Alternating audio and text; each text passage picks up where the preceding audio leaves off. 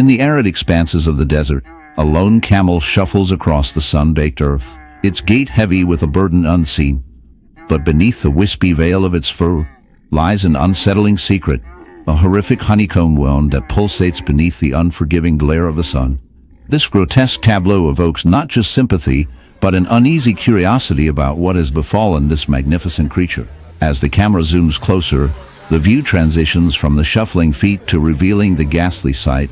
Open flesh, a honeycomb of infection, mingling with dirt and dust. This isn't just a wound, it's an open invitation for the world of parasites, those cunning organisms waiting to feast on the vulnerable. In the shadowy heights of the Himalayas, where the air is thin, and the landscape is a breathtaking tapestry of white and gray, a snow leopard prowls. But this majestic creature, often revered for its beauty and grace, carries a dark secret, a horrific wound, a grotesque reminder of nature's cruel hand. Nestled within the fur of this elusive predator is a parasitic flower, its tendrils burrowing deep into the flesh, feeding off the very life force of the snow leopard. This flower, known as the Rafflesia, is notorious for its foul odor, attracting unsuspecting pollinators while simultaneously wreaking havoc on its host. The sight is both shocking and tragic.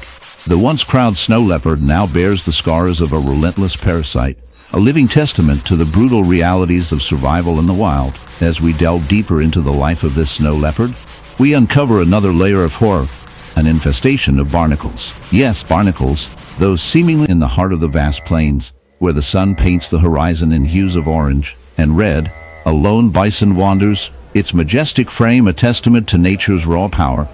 But as you draw closer, the sight becomes grotesque, a true horror of the wild. What seems like a gruesome tattoo of nature's making covers the bison's back, a gaping, festering wound, the aftermath of an invasion by wasps. The scene is more than just an anomaly. It is a brutal reminder of the harsh realities of the animal kingdom. This is no ordinary wound.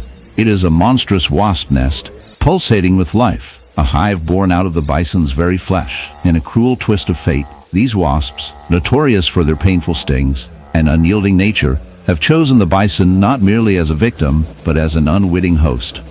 They invade, laying their eggs beneath its skin, their larvae burrowing deeper, feasting while the bison roams oblivious, unaware of the horror creeping within. The bison struggles, its labored breaths echo an ancient tale of survival turned tragic.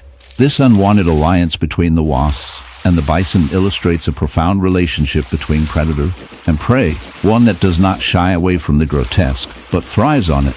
But what compels such an infestation? Was it the bison's negligence, its fur too dense to notice the intruders, or perhaps a twist of fate that led the wasp to its choice? As the larvae feast, they wreak havoc on the bison system, a reminder that even the mightiest will not escape the grasp of nature's wrath. Their invasion serves a purpose in the grand scheme of ecosystems, a cycle of life and death that churns relentlessly, and yet there lies an eerie comfort. One cannot help but chuckle at the absurdity of it. In the shadowed twilight of the wild, where nature's beauty often blots out the grotesque, an unsettling wound interrupts the serene canvas of an ancient elephant's skin. Here lies a grotesque nest of pain, a swollen hive embedded deep into flesh, thick enough to weather storms and time. The horror of this elephant's affliction is not merely the rawness of broken skin or the oozing infection, but the unnerving presence of an entire colony of bees festering within this living wound. This is no ordinary insect encounter.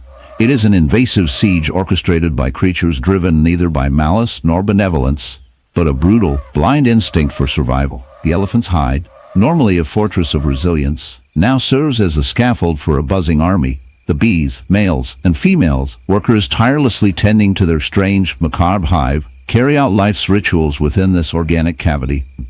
The hive, a patchwork of waxy combs, clings with a grotesque intimacy to knotted flesh and torn skin, its honeycomb cells swollen with a grim mixture of nectar, larvae, and blood-stained secretions.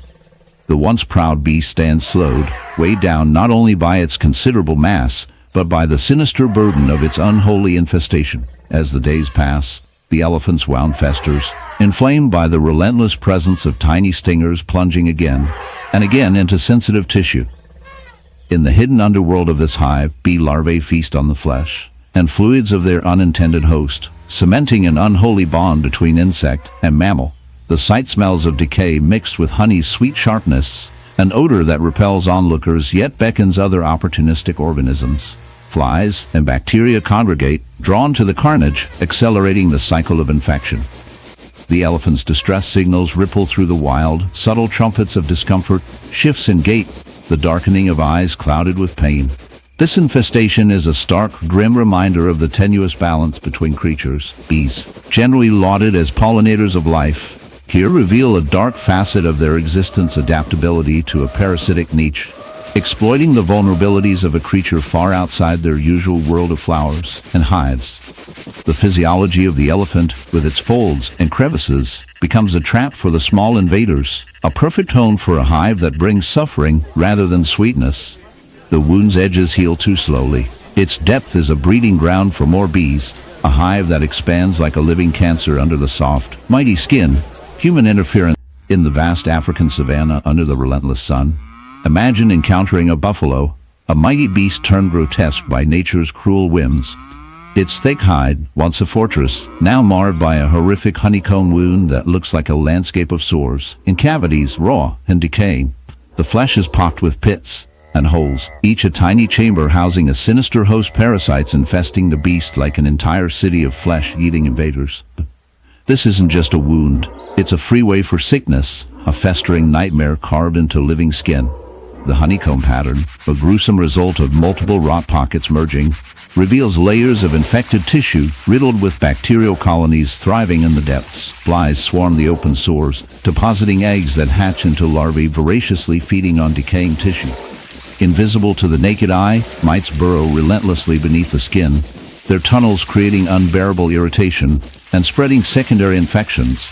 Maggots, nature's grim cleaners, paradoxically maintain a horrifying balance by consuming dead tissue, but leaving the wound perpetually raw and painful. Watching the buffalo move, each step seems a silent scream, the pain so deep it reverberates through the cracked earth beneath. Parasites are the unseen lords here, beneath the icy expanse of the Arctic, where silence reigns and frozen winds carve their relentless paths. A haunting scene unfolds amidst the drifting sheets of ice. A polar bear lumbers, its massive white form a stark contrast against the endless blue.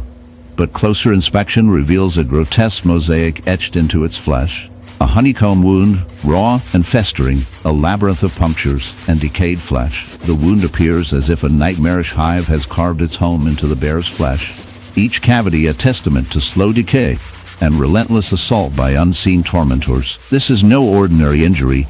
It is a living map of suffering, chronicled by nature's darkest details. The honeycomb wound is a sinister gateway to an even more bizarre plight: barnacle infestation, a phenomenon rarely witnessed in the frozen realm of polar bears. These tiny, crusty parasites latch onto the bear's fur and skin, their jagged shells anchoring themselves with terrifying persistence. Normally associated with ships' hulls or seals, barnacles here have taken